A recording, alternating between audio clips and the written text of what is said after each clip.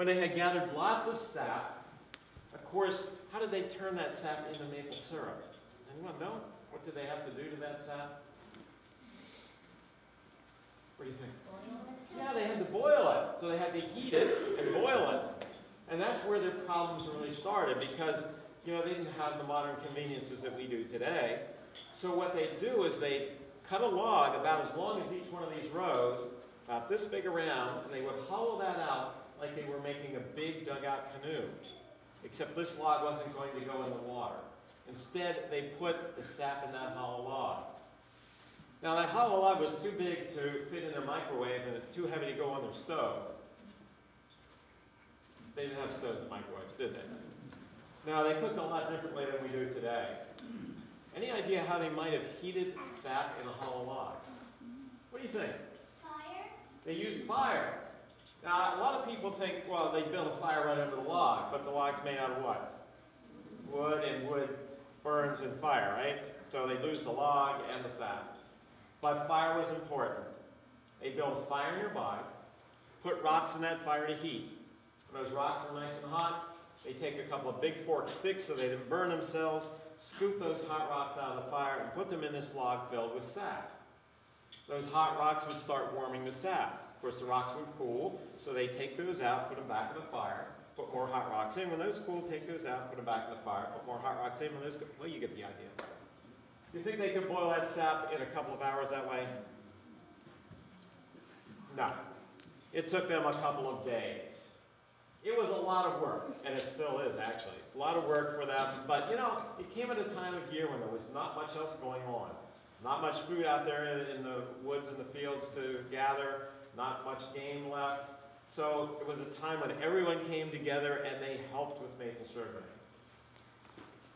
Then they had another problem. Once they boiled off enough water to turn this sap into maple syrup, did they have nice plastic jugs like this to store it in? No. How about glass jars? Metal cans? No, they didn't have a good way to store the syrup for a long time without it spoiling. We know that they used some of that syrup right away, but the rest of the syrup they boiled longer to get rid of more water, and they turned it into something that looked like this. Now, don't let the size and shape of this fool you. I know it looks like a bar of soap, but I can guarantee you, if you took a bath with this, you'd end up stickier than when you started. Anyone want to guess what this is?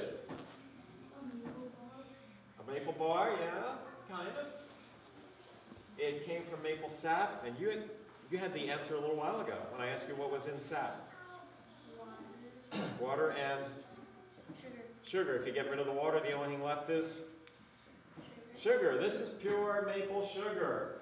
This is what the Native Americans made because they could keep it for a long time. I've had this piece for probably 20 years now. The only thing that's ever happened to it is that a mouse got into it one summer and chewed off the corner. But other than that, it's perfectly good to use. When the Native Americans wanted to use a piece of maple sugar, they'd break a piece off or cut a piece off and put it into whatever they were cooking and have a nice, sweet, maple-flavored meal. And when they were traveling, maybe going to another village a couple days away or going out hunting for a few days, they could easily take a piece of maple sugar along with them. They just slip it in a leather pouch in their belt. When they were tired from their travels and they wanted to take a break, they were hungry, they'd sit down and reach in and pull out a Hershey's bar. Okay, they didn't have candy bars. They pull out a piece of maple sugar, and that was their sweet treat. They would eat that like a candy bar.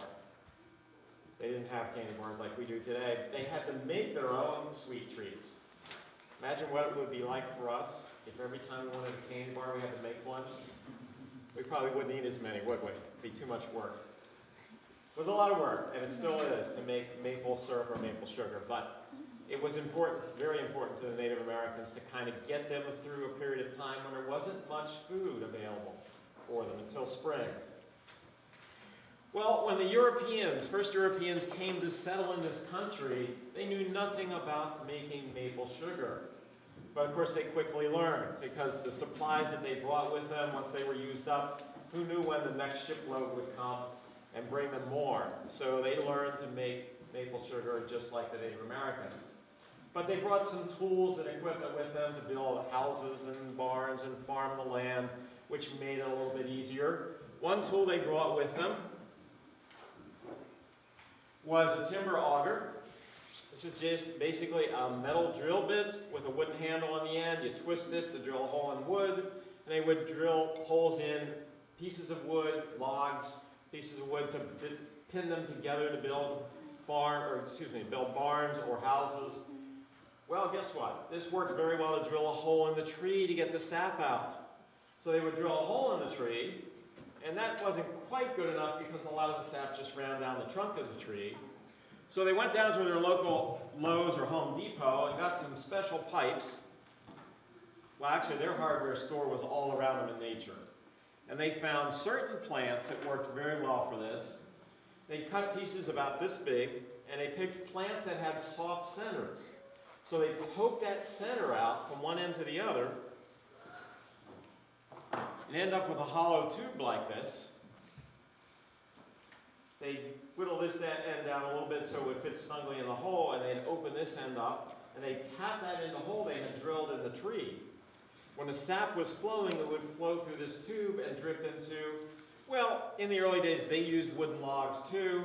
Later on they started making special buckets to catch the sap.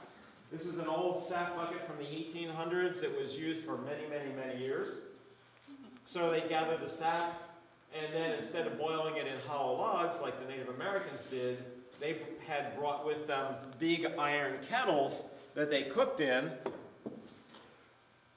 So they'd hang the kettle, build a fire under, put the sap in, and they could boil that sap a lot faster, maybe in one long day of boiling instead of many days.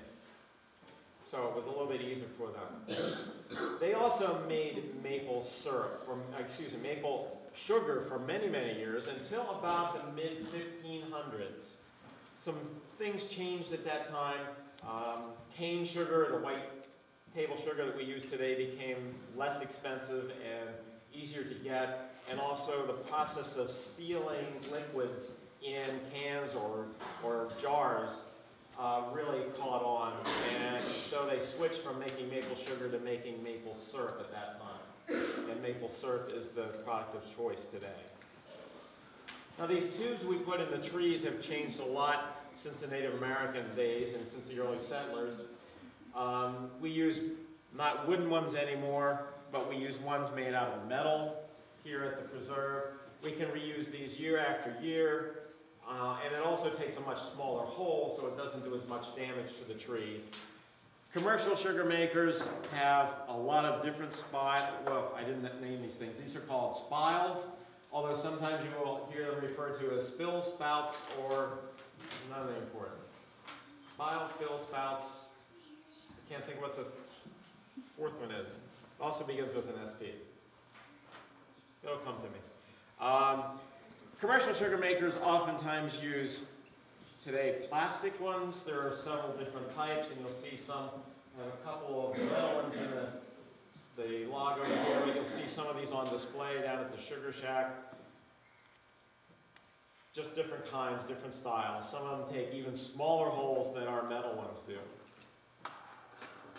Spill spouts, spigots, or spiles. There we go. I knew I'd think of it sooner or later. That's a very brief history of maple sugar.